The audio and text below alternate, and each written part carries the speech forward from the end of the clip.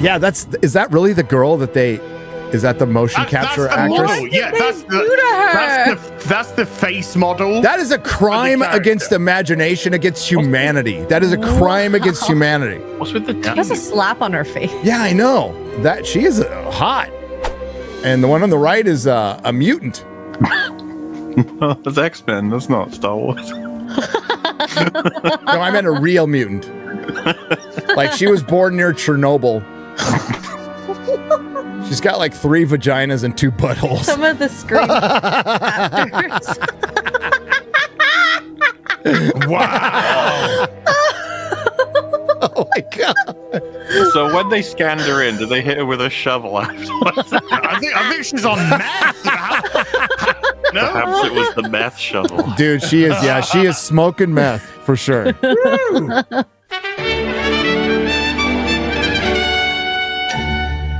Can the best of Star Wars survive the worst of its fans, guys? It's fans' fault. Obviously. Before Star Wars can have another successful show, some vocal parts of fandom have to reckon with what they really want out of the franchise. Not this shit. The narrative is, MauLer, that this was trying something new. This was expanding the universe. They did something different. Hence the best of Star Wars. I mean, you almost want to tempt them into being like, all right, so what's the worst? What would they consider the ones they can shit on? You know, Rolling Stone. What parts of Star Wars do you think? Probably the prequels, right? Yeah. Holiday special. Probably go for that because they wouldn't want to hit anything Disney. I don't think. But what did it try that was new? Legitimately, I'm not even being facetious. What did it try that was new? Space lesbians. Space lesbian witches. The big hole when they pray to the big hole. Okay. Yeah, my bad. Smoke monster. So the new thing is the thing which has been happening forever for the last 5-6 fucking years over and over again. That's the new thing. I mean, the end of the Acolyte season 1 was so desperately shouting at the people watching it, please, we've got stuff to tell you about season 2. Look at it. Look at all of it. And the audience is just like, nah. I just saw your season 1. I don't really care. And so I think like a lot of people who liked it, all 7 of them, and then the people who write these articles are just like, cut short all those amazing stories that we won't get to see. Darth Plagueis. Oh my god, he dodged the bullet, didn't he? We could actually now write off that little goober alien as some random in a cave. Yeah. It's just some weird alien in a cave. That wasn't him. Definitely not Darth Plagueis, no. That's Palpatine's master. Yeah, and then Leslie's, like, check out my stories with the space witches. Now, is it okay if I do Darth Plagueis? Like, yeah. No. No. What the fuck do you mean? If you must, make more of your shit, but don't touch anyone else. You've lost the right to tell a story ever again in this town. Exactly. The Star Wars fandom, especially online, has become inundated with loud, conservative, and in some cases, incredibly racist voices. Just say Ryan Kinnell. Yeah. While Disney has never said these voices are directly impacting the shows that get made, because they don't, the vocal minority of Star Wars devotees keep watching Acolyte. Oh, that's not what it says here. Sorry. My bad. Whoopsie. Keep limiting what they'll accept as true Star Wars. Okay, well, can we just stop here for a second? Sure. If all of this is a vocal minority, so why do they care? Exactly. It's because it's not a vocal minority, it's a vocal majority now. And it's not just a vocal majority with the voices, people calling out just a load of shit, but it's the fact that nobody's watching this shit.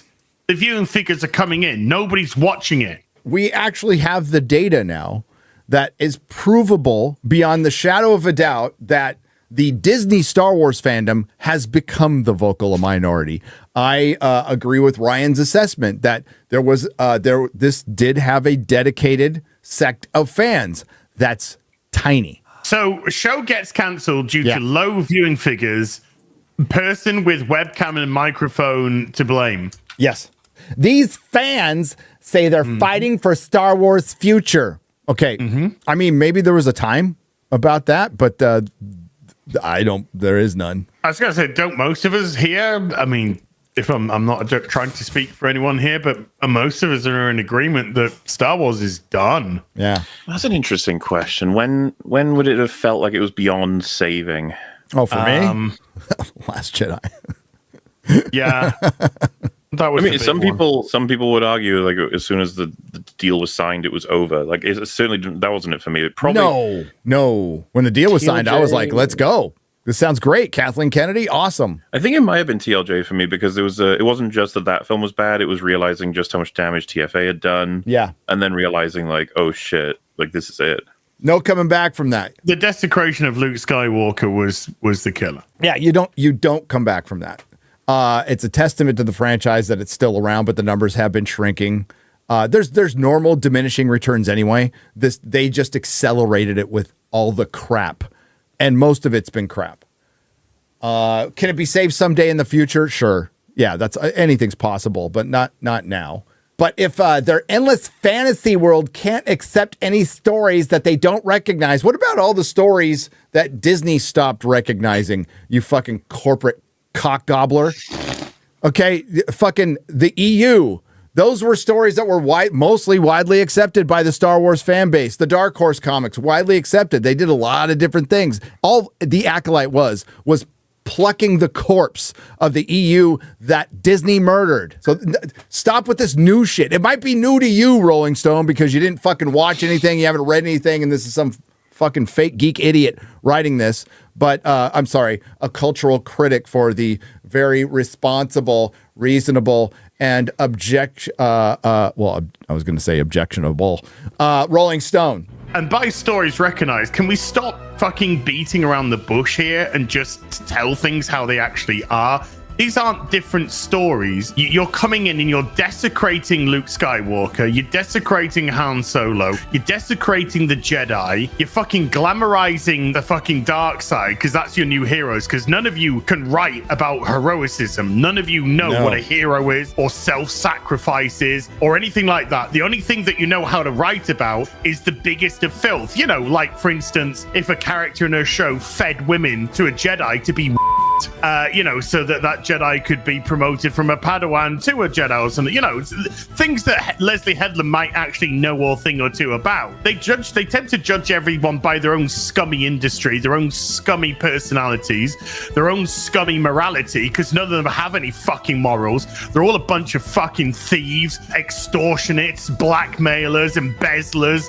They're the scummest of the scum. They live in a fucking bubble that's so removed from the rest of society in general that they think they're the whole fucking world and universe and we're the ones that need preaching to. Look in a fucking mirror. Please, somebody line the San Andreas Fault with a massive fucking row of C4 and blast that fucking thing into the sea where it can fucking just die of the fucking disease of its own creation. There's no new stories here. There's just a complete fucking swing in morality because you don't know what a hero is. That's what's coming out of it. People don't want to celebrate villains. They don't want to celebrate fucking evil. They don't want to celebrate your fucking dog shit shipping with two vacuous fucking characters that their only fucking personality trait is water glinting off their slightly muscular shoulders. It's fucking inane bullshit. None of you can write a fucking story. You don't know how to fucking put together a structure, an actual fucking compelling storyline, compelling characters, things to actually get invested in. Nothing here was investable whatsoever. These aren't new. This is just shit. You're in denial. You're a corporate fucking shill. You got your head up corporate ass because your company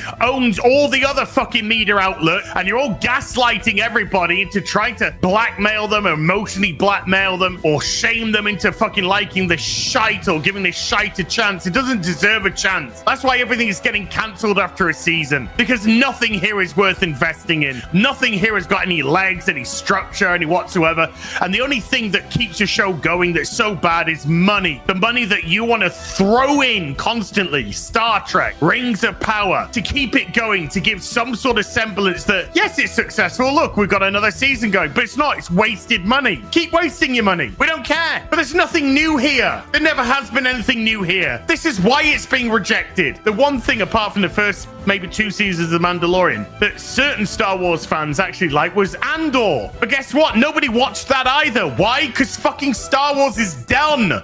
Yeah. What if they started D+ with Andor? People would have been like completely different expected. In a way, that might have been worse. Like, you give us Andor, and then all of the shows they make. Rogue Andor would have done better if it came out earlier, for sure. Absolutely, in the early days. Season 2 is gonna I mean, no matter how good it is, Season 2 is gonna be crippled by Star Wars' reputation. Absolutely, Andor's got its fans, man. It does, but I'm not gonna say the fandom is much. It's bigger than the Acolyte because it's getting a Season 2, and their viewership did go up based on word of mouth. That thing that cuts both ways, by the way. Maybe you could put it this way: Andor fans are not quite Star Wars fans at this point. Like, no, I think it's people go. That's an interesting take. People who enjoy quality, I guess. I mean, like, I have to still see if it's quality. I haven't seen that yet. To be specific, what I mean is the people who go Yas Queen for all these shows, they're not quite the same demo as the people who are saying Andor is amazing. Please go watch it. They're like different group of people. It's the male audience of Star Wars that you pleased. You know that one that Kathleen Kennedy's been trying to systematically get rid of for 10 fucking years that she can't. That's actually been keeping her fucking shitty shows afloat. It's all dudes watching this shit, okay? If Andor Season 2 were hyper successful, not going to happen. But if it were, it's not going to do shit for Star Wars. No. Well, no, because it's going to be the final season of Andor anyway. Yep, that's done. And then we don't even know if Gilroy's working on anything else for Star Wars. So where do those people go? What do? They watch Rogue One again? Well, the good news is apparently there's many unannounced Star Wars shows. There always is. There's a lot of announced Star Wars shows that haven't happened, and there's many unannounced Star Wars shows that haven't happened and never will. These fans say they're fighting for the future of Star Wars, but if their endless fantasy world can't accept any stories that they don't recognize, some of the self-professed biggest fans in all the world could be closing themselves off to any future at all. Your terms are acceptable. Yes, yeah. They're saying if you don't watch this dog shit, they might not make any more dog shit, and everyone here is just like, good. Yes. What is crystal clear?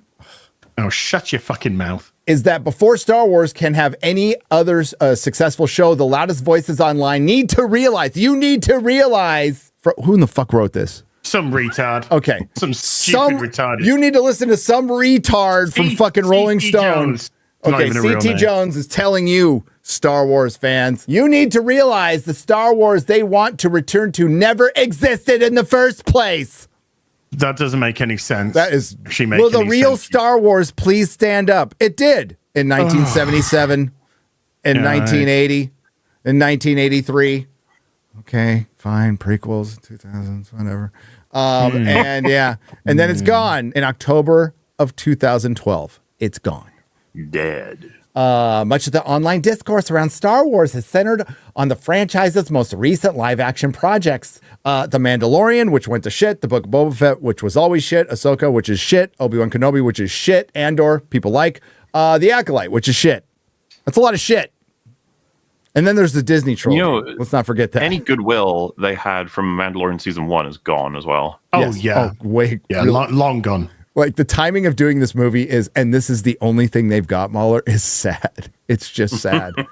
Like, that's their safest bet, is repurposing Mandalorian Season 4 into a movie, which The Mandalorian was a repurposed Boba Fett show that was a movie and turned it into a TV show. I have a friend of mine who knows nothing about the information that comes out, right, and speculation and projects and stuff. He saw the 3 Mandalorian seasons, really liked Season 1, thought Season 2 was pretty good, was okay with Season 3, not particularly, like, he's not like super passionate or anything. And I said to him, he's got a Mandalorian and Grogu movie coming. And he like paused for, just went, why? Yeah. I was like, well, no, you're supposed to be the people they're making it for. And he was like, but why? Like, what's the point? It's just like, that's a great place for your fans to be in. We've got a new movie coming. You just say, like, but why? There's no reason. Don't do it. There's nothing to excite a fandom by going, we have a lot of unannounced projects coming. Oh, yeah. Oof. Well done, Kathy. The market has been oversaturated with stories, with shit. Especially many that occur within the same time frames. Okay, I'm not going to argue with you there. With fans, frankly, getting tired and in some cases outright bored. Yes, of all the fucking bad stories. Yes. I thought you were trying to fight against this argument. You're actually just confirming it. However, the low audience scores, angry YouTube rants, and long Reddit threads, can really boil down to one question. Who determines what's real Star Wars? George Lucas and the market. The market will determine it. I was going to say, culturally speaking, it's just like the people who are most passionate about this IP and who keep it alive in future as it goes on. Yes. Yeah. Book of Boba Fett, Ahsoka, Kenobi, like they're all getting fucking wiped from history. People don't even, the only time they're referenced are as embarrassments. We have precious few examples of franchises that have lasted decades, right? Maybe a handful, okay? And the reason, we'll just go with Star Wars, Star Trek, Doctor Who. The reason that they survived for so long is the market, their fan base, decided what was real Doctor Who, what was real Star Trek, and what was real Star Wars, and carried it through the dark times when Doctor Who was canceled, when Star Trek was canceled twice. They had two, the reason it had a resurgence, the ratings were good, but it had a massive resurgence and led to multiple shows because a fandom carried it through almost a decade. The same goes for Doctor Who. Carried it through for almost a decade. Those hardcore fans who read all the novelizations, all the comic books, and were acted as custodians and brought people in and guides to fandom when the new stuff came in. That was your hardcore fan base that all three of the companies, BBC and then Disney and then Paramount, decided to piss off immediately. Disney getting rid of the EU, the fact that nobody said, you know what, these are the guys that kind of carried this thing. After the prequels, which were maligned, split the audience, maligned, but it did definitely capture a generation of kids that went and played the games, read the comic books, and carried it through to the Disney sale. And then just to disrespect them immediately, that's when really you died. Because now you don't have a fan base to carry you through any other dark times. That's how it lasts for decades. And I said this in my Rise of Skywalker review, I think. What Disney managed to do was put an expiration date on something that could have lasted forever. And Paramount did it too. And Doctor Who did it too. It's a sad thing. We're talking like Star Trek, Star Wars, Doctor Who. We're talking about generational franchises. Yeah. Where fathers and sons and daughters and moms were all getting their kids in it. Like, sit down and watch Star Trek. Yep. Multiple generations. Now they've lost multiple generations. At least Star Trek has. Because when you go from a timeless classic to current day bullshit, it has no lastability. Particularly when the current day bullshit is so slanted in one direction. A timeless classic is open. It leaves you, it's open for thought. It's open for interpretation. It doesn't judge in one direction or another for the most part. Sometimes it will have a very specific morality that it wants to push. But for the most part, it treats all sides of its audience as valid as the other. Nowadays, it does not. No. That's in all walks of life. That's not just in entertainment. That's in all walks of life now. They're at outright war with a large percentage of their fandom. Yes, it's not even like hidden anymore. It's not even under the guise of access media. It's press releases, it's actors, it's producers going out there and straight up saying, fucking Kathleen Kennedy came out and said, well, it's been really hard for girls to get into space because of all the men. It's like, shut the fuck up, bitch. Like, look at you. You're the boss. You're the fucking boss. That's just it. She's proving who runs the actual show. Audiences. Yep. She's proving that by her own admission. And it's not because they're women. It's because their stories are terrible. There were some great women that wrote for Star Trek for generations. Yes. For decades. They're untalented women. Yes. That's the thing. How could you say that about Kathleen Kennedy? Pretty easily. She's run Star Wars, the greatest cinematic franchise on the planet that will ever live, into the ground. She sucks at her job. The freedom has allowed for endless story arcs across decades, but while opportunities have been endless, the patience of fans has, I would say, the patience of Star Wars fans has gone on too long. I would say it's gone on too long. And the Acolyte, it seemed like, was a bridge too far. Rolling Stone has come out again with another banger. By the way, this is just a tweet. Same Rolling Stone says this. Oh, shut up. Oh, it's so... Oh, God in heaven. Outlaws is one of the best Star Wars games ever made. With Scoundrel's sense of wonder and wit, it nails the vibe of a galaxy far, far away. Can you just scroll down slightly on this, Let's do this it. tweet? Can you just scroll down slightly? 867 likes. Rolling Stone has 6.1 million followers on social media. Is that Lily? Look at its other post. There's barely any engagement with these what are meant to be media giants now. Barely none. Oh God. That's Rolling Stone. And like it's the same argument all the time. When you devolve into blaming the people you need to pay you, because there's still that separation that a lot of quote unquote creatives feel like I was just hired to do a job. I don't have to answer. We heard this a lot in comics. We don't answer to the customers. We answer to the publisher or whatever, distributor. But now we are in the 21st century and you want to enjoy your social media prominence. That is and this is how they see it. Their legitimacy comes from whatever company they're attached to, but they don't want to hear any criticism. And we don't live in that world anymore. We don't live in the world of all press is good press. It's not. And the Acolyte absolutely, unquestionably proves that. Nerdrotic.com. Please subscribe.